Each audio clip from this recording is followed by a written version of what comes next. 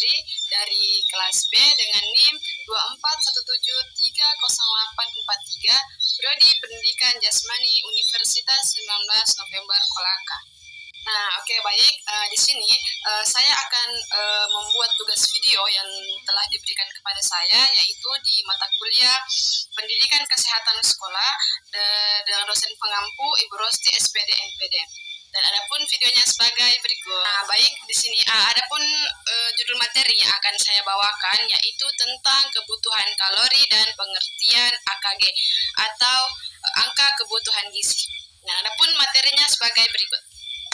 Nah, setiap manusia itu membutuhkan makanan dan minuman untuk mempertahankan kehidupannya. Makanan yang dikonsumsi itu tidak hanya berfungsi untuk menghilangkan rasa lapar, tetapi juga menyediakan energi dan zat gizi yang diperlukan tubuh agar dapat bertumbuh, berkembang, dan beraktivitas dengan baik. Tanpa asupan gizi yang cukup, tubuh akan mengalami berbagai gangguan kesehatan, mulai dari kelelahan, penurunan daya tahan tubuh, hingga penyakit yang lebih serius. Nah, di dalam ilmu gizi itu terdapat dua konsep penting yang perlu dipahami, yaitu yang pertama kebutuhan kalori dan angka kecukupan gizi atau AKG. Nah, keduanya itu menjadi dasar dalam menentukan pola makan yang sehat dan seimbang. Dengan memahami kebutuhan kalori dan AKG, seseorang itu dapat mengatur konsumsi makanan sesuai kebutuhan tubuh sehingga dapat menjaga kesehatan dan meningkatkan kualitas hidup kita. Oke, baik, selanjutnya kita masuk ke pengertian kebutuhan kalori. Nah, apa sih itu kalori? Nah, kalori adalah satuan yang digunakan untuk mengukur jumlah energi yang diperoleh dari makanan dan minuman. Nah, energi tersebut itu digunakan tubuh untuk melakukan berbagai aktivitas, mulai dari beraktivitas ringan seperti bernapas dan berpikir, sehingga aktivitas berat seperti berolahraga dan bekerja. Nah, sedangkan kebutuhan kalori adalah jumlah energi yang diperlukan tubuh dalam satu hari untuk menjalankan seluruh fungsi tubuh secara normal. Nah, kebutuhan kalori setiap orang itu pasti berbeda-beda karena dipengaruhi oleh beberapa faktor seperti usia, jenis kelamin, berat badan, tinggi badan, kondisi kesehatan, serta tingkat aktivitas fisik yang dilakukan oleh setiap orang itu juga pasti berbeda-beda. Nah, tubuh menggunakan kalori itu untuk 3 fungsi utama. Nah, yang pertama itu untuk metabolisme basal, yaitu energi yang digunakan tubuh untuk menjalankan fungsi dasar seperti detak jantung, pernapasan, dan kerja organ-organ tubuh. Nah, yang kedua itu untuk aktivitas fisik seperti berjalan, bekerja, belajar, dan berolahraga. Nah, dan yang terakhir itu atau yang ketiga yaitu untuk proses pencernaan dan penyerapan makanan dalam tubuh kita. Nah, itulah tadi pengertian kalori dan kebutuhan kalori. Nah, selanjutnya yaitu kita akan membahas tentang faktor-faktor yang memengaruhi kebutuhan kalori. Nah, faktor-faktor yang memengaruhi kebutuhan kalori ini itu ada 5 faktor. Nah, yang pertama itu ada usia, jenis kelamin, berat dan tinggi badan, aktivitas fisik, dan kondisi kesehatan. Nah, oke, baik. Selanjutnya kita akan membahas satu-satu dari kelima faktor-faktor yang memengaruhi kebutuhan kalori ini. Nah, oke, baik. Adapun videonya sebagai berikut. Nah, kita masuk ke faktor yang pertama, yaitu faktor usia. Nah, semakin bertambah usia seseorang itu, maka kebutuhan kalorinya itu cenderung berubah. Nah, seperti anak-anak dan remaja itu membutuhkan lebih banyak energi yang mendukung pertumbuhan dan perkembangan tubuhnya. Nah, adapun faktor yang kedua yaitu faktor jenis kelamin. Nah, jenis kelamin juga itu berpengaruh terhadap setiap kebutuhan kalori. Nah, secara umum laki-laki itu membutuhkan kalori lebih banyak dibandingkan perempuan. Nah, hal ini itu disebabkan karena Laki-laki itu umumnya memiliki massa otot yang lebih besar dan tingkat metabolismenya itu lebih tinggi. Nah, otot membutuhkan lebih banyak energi dibandingkan jaringan lemak, sehingga tubuh laki-laki itu membakar kalori lebih banyak bahkan saat sedang beristirahat. Nah, sementara itu untuk perempuan memiliki kebutuhan kalori yang berbeda, terutama saat mengalami kehamilan dan menyusui. Karena tubuh itu memerlukan energi tambahan untuk mendukung pertumbuhan dan perkembangan janin serta memproduksi ASI. Nah, selanjutnya yaitu faktor yang ketiga, yaitu faktor berat badan dan tinggi badan. Nah, berat badan dan tinggi badan ini itu sangat mempengaruhi jumlah kalori yang dibutuhkan oleh tubuh seseorang. Nah, seseorang itu dengan ukuran tubuh yang lebih tinggi, lebih besar, umumnya itu membutuhkan lebih banyak energi untuk menjalankan fungsi-fungsi tubuh dibandingkan seseorang yang memiliki ukuran tubuh lebih kecil. Nah, hal ini itu dikarenakan tubuh yang lebih besar memiliki lebih banyak jaringan dan organ yang memerlukan energi untuk bekerja. Nah, selain itu, semakin besar massa tubuh seseorang itu, semakin banyak juga energi yang diperlukan untuk melakukan aktivitas sehari-harinya seperti berjalan, bekerja, dan berolahraga. Nah, selanjutnya yaitu faktor yang keempat, faktor aktivitas fisik. Nah, tingkat aktivitas fisik ini itu merupakan faktor yang sangat menentukan kebutuhan kalori.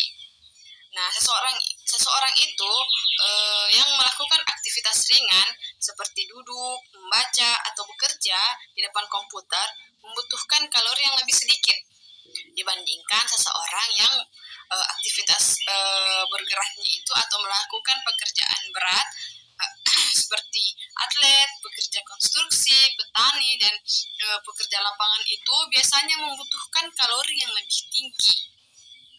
Karena tubuh mereka itu mengeluarkan energi lebih banyak selama beraktivitas. Semakin intens dan semakin lama seseorang itu beraktivitas fisik yang dilakukannya, maka semakin besar pula kebutuhan kalori yang harus dipenuhi untuk menggantikan energi yang telah digunakannya. Nah, oke, baik, selanjutnya kita masuk ke faktor yang terakhir atau faktor kondisi kesehatan. Nah, kondisi kesehatan seseorang itu dapat memengaruhi kebutuhan kalorinya saat tubuh mengalami sakit, infeksi, cedera, atau sedang dalam masa pemulihan. Tubuh itu memerlukan energi tambahan untuk memperbaiki jaringan yang rusak dan melawan penyakit yang ada di dalam tubuh kita. Nah, selain itu, kondisi fisiologis tertentu seperti kehamilan dan menyusui juga itu meningkatkan kebutuhan kalori. Karena ibu hamil itu membutuhkan energi tambahan untuk mendukung pertumbuhan janinnya, sedangkan ibu yang menyusui memerlukan kalori lebih banyak untuk memproduksi ASI. Nah, sebaliknya, beberapa kondisi kesehatan tertentu dapat menyebabkan penurunan kebutuhan energi karena aktivitas tubuh menjadi lebih terbatas. Nah, selanjutnya yaitu ada sumber kalori dalam makanan. Nah, kalori yang dibutuhkan tubuh untuk menjalankan berbagai aktivitas berasal dari zat gizi makro yang terkandung dalam makanan.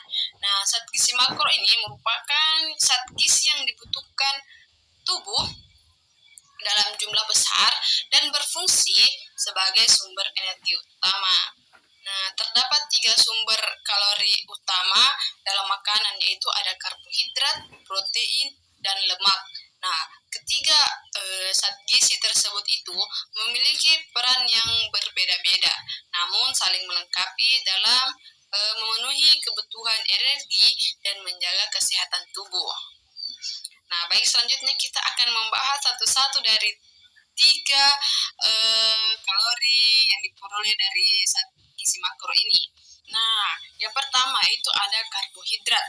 Nah, karbohidrat merupakan sumber energi utama bagi tubuh dan menjadi zat gizi yang paling banyak digunakan untuk menghasilkan tenaga.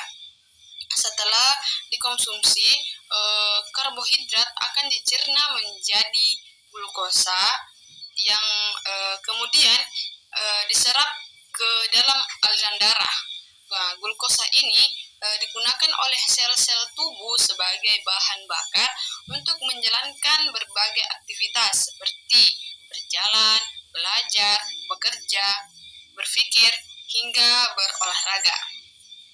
Nah, setiap 1 gram karbohidrat itu menghasilkan sekitar 4 kalori energi. Karena fungsinya yang sangat penting sebagai sumber energi utama. Nah, karbohidrat ini sebaiknya itu memenuhi sebagian besar kebutuhan energi harian seseorang. Nah, karbohidrat terbagi menjadi 2 jenis, yaitu ada karbohidrat sederhana dan karbohidrat kompleks. Nah, karbohidrat sederhana itu lebih cepat dicerna oleh tubuh sehingga energi dapat diperoleh dengan cepat. Nah, contohnya itu adalah seperti gula pasir, madu, sirup, dan permen. Nah, sementara itu karbohidrat kompleks membutuhkan waktu lebih lama untuk dicerna sehingga dapat memberikan energi yang lebih stabil dan tahan lama.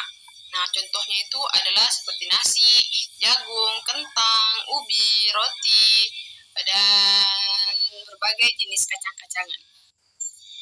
Nah, selanjutnya yaitu yang kedua yaitu protein. Nah, protein merupakan zat gizi yang berfungsi sebagai zat pembangun dan pemelihara jaringan tubuh.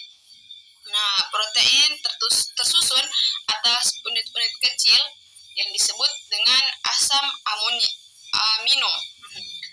Asam amino sangat penting untuk pertumbuhan, pembentukan otot, perbaikan sel-sel yang rusak, pembentukan enzim, hormon, serta sistem kekebalan tubuh.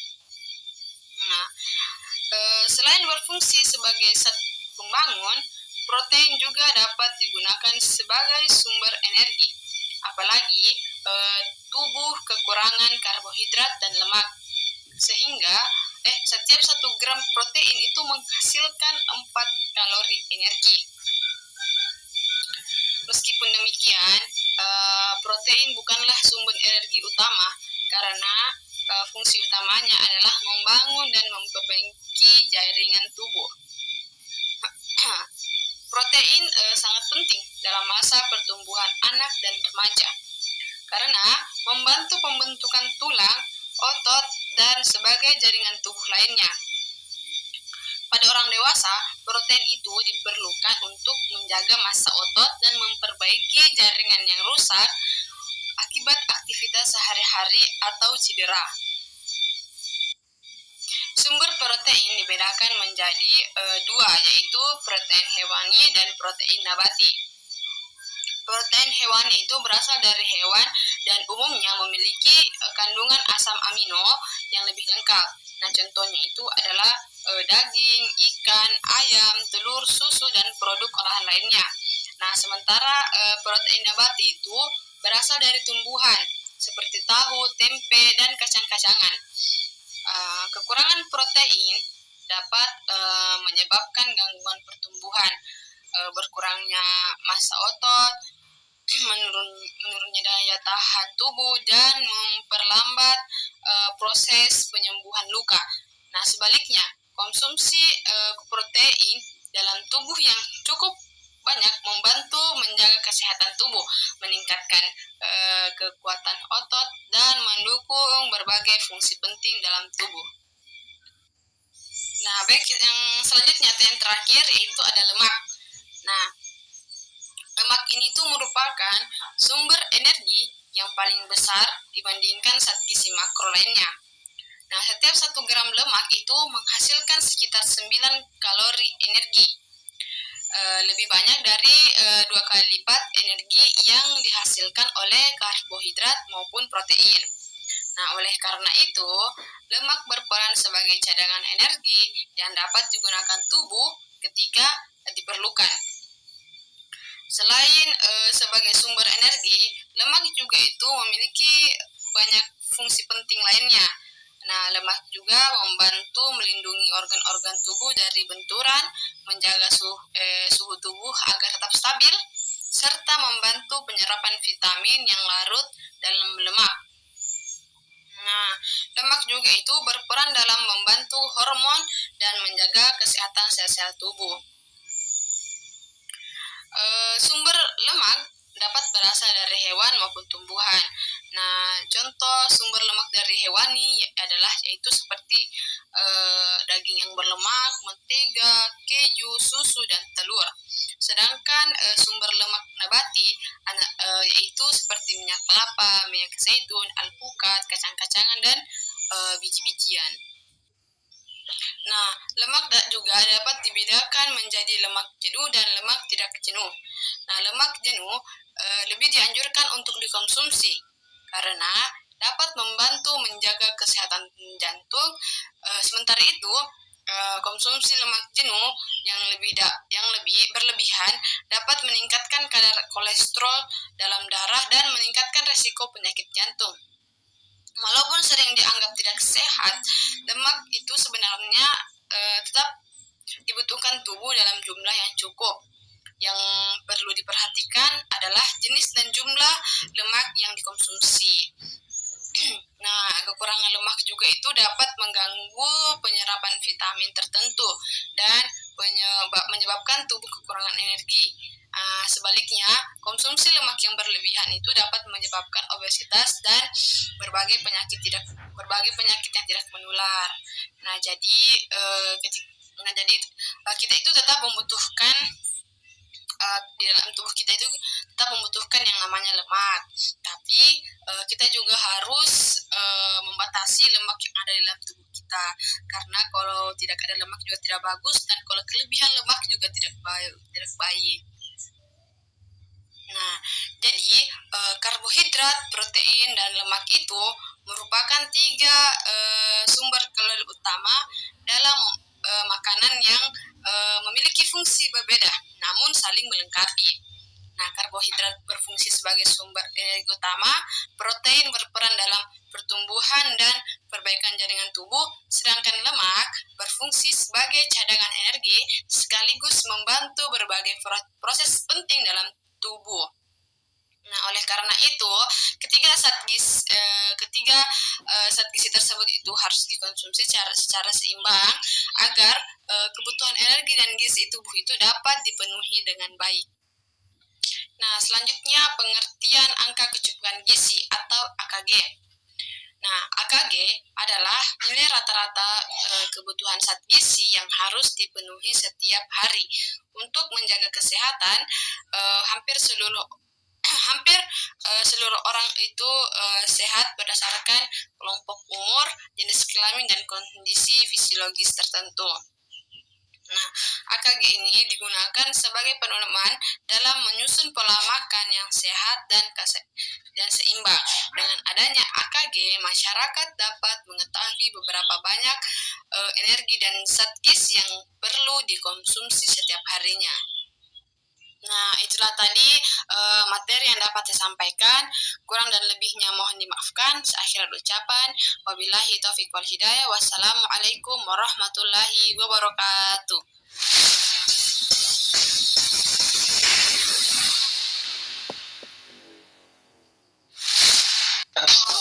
I just had to let you